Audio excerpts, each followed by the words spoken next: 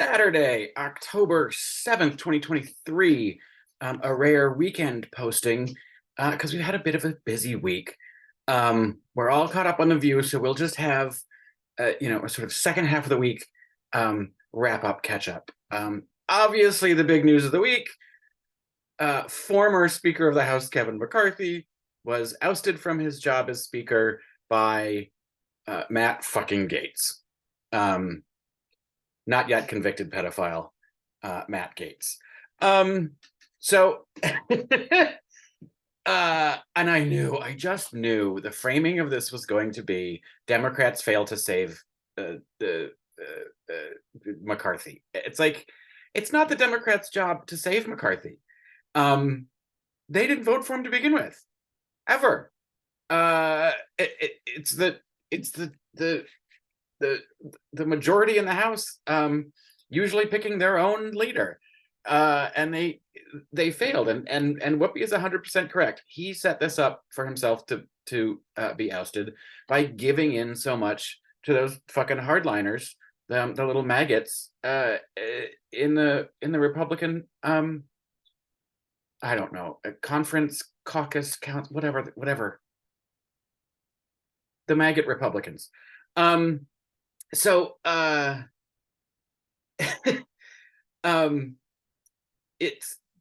is kind of funny to watch them implode when I'm not blindingly angry with the fact that they just don't legislate and they have no interest in governing or helping anyone that isn't a corporation or already wealthy. But there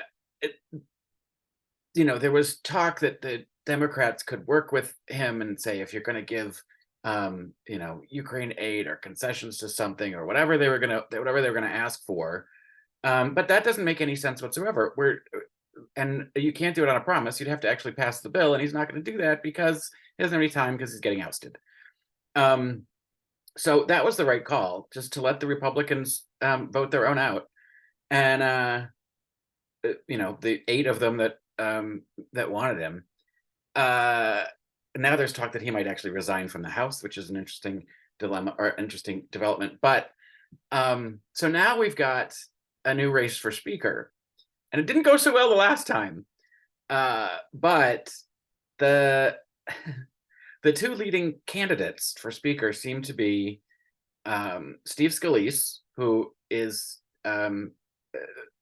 being treated for cancer, I believe, at the moment, and Jim Jordan, the creep from Ohio. This would be a great time for HBO to release George Clooney's documentary about Jim Jordan's time at Ohio State when he let all of the wrestlers get sexually abused by their coach. It would be a good time, HBO. But I just can't imagine that there's going to be enough Republicans that want either one of them. The maggots don't want Scalise because he's not hardline enough, and the moderate Republicans, even though that's kind of it's an impossible statement because none of them are really all that moderate. But the ones that aren't completely in the cult, and especially the ones from sort of swing districts where the state voted for Biden, but their district voted narrowly to get those Republicans in there, and I'm in one of those districts. I can't believe that they're going to want to vote for Jim Jordan. But and of course, the orange toddler endorsed Jordan from the steps of a courthouse, I think, because that's a shit show. But yeah, I mean, it seems like the perfect opportunity for the Democrats to go to some reasonable Republicans and be like, hey, you want to let this be a shit show and show the world what disarray your party's in? Or do you want to do the right thing for democracy, vote with us for Hakeem Jeffries, and put a little notch in your belt for bipartisanship? That would be the dream scenario. The smallest of chances it would ever happen, but at least then we could get rid of the stupid fake impeachment inquiry. We could get rid of all these stupid investigations that are going on and all those maggots like Boebert and Taylor Greene could get off their committee assignments. But, you know, that would be assuming that any Republican has any kind of spine whatsoever and is willing to actually help democracy. But that's probably not likely either. It was nice to see this week Sarah Haynes get her back up and get all feisty. I believe she said the word shit, get shit done, and got bleeped for it.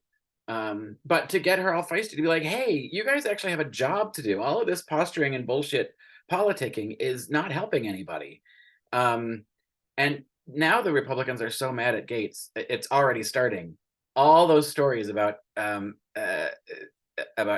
and drug use and the young women that he entertains, they're all going to come out. He'll get Madison Cawthorned and bullied right out of there, I think. Although his district probably doesn't care. It's Florida. So there was all that going on, which is really the big story of the week. Trump got his gag order. That trial's not going well at all. He hasn't violated it really yet, but I feel like every time he has spoken on those courthouse steps, he's admitted to guilt. I mean, he stood there and said, you know, my financial statements don't actually reflect my net worth. Now, it's the sort of opposite of what he's, no, it's not really the opposite of what he's being accused of, because I don't, either way, he's got two sets of books, right? One for what he wants that his property is valued at in Florida, so that's what they're taxed on. And then another value that's higher that he takes to the banks to say, I can get a loan on this. And he's admitted to doing that.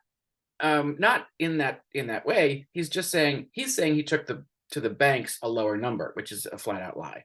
But either way, he's admitting his financial statements to the banks are incorrect, which is fraud. That's illegal. Like, they're knowingly incorrect. You can't do that. It would be nice to see if he's saying Mar-a-Lago is $1 billion property because of his brand. Well, then that's how Palm Beach County should tax Mar-a-Lago as a $1 billion property, right? I mean, I would think that they would want to be getting their just desserts in tax revenue based on his boasting. He can't. He's been playing both sides for so long, he doesn't even realize that we're onto him now. And not that we weren't before. It's just like now the courts and the in general public are in on it now. The other thing that was not mentioned yet on the program, and I don't think that Fox News has even talked about it yet, which is just mind-boggling that this is a 6-page story, is that he gave highly sensitive documents about our submarine plans to some Australian dude who then shared that information with dozens of people. That in itself, and any other time, would be like, you're going to jail now. Like, you can't do that. That's treason. So it's like there's so much piling up, and it kind of feels like the middle of his term again, when it's like, which one do we focus on about which one's worse or not, and when the fuck is he going to get stopped?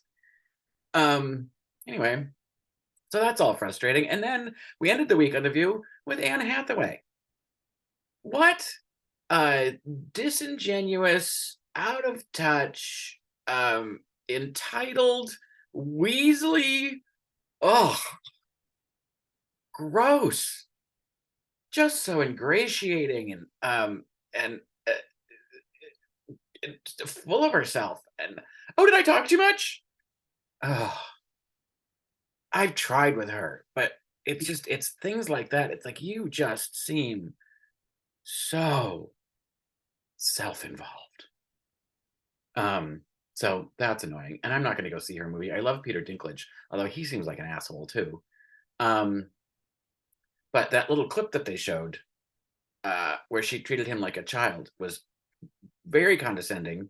And then it's like you kind of spoiled it by saying, oh, the end and the last shot is okay. Well, now it's like, now I'm going to spend the whole movie waiting and anticipating what's that last shot going to be. And so you kind of ruined that whole thing. But anyway, yeah, so that's this week. I have a lot of catching up to do on a lot of things, and it's pouring down rain, so this might be the day to do it. Happy weekend.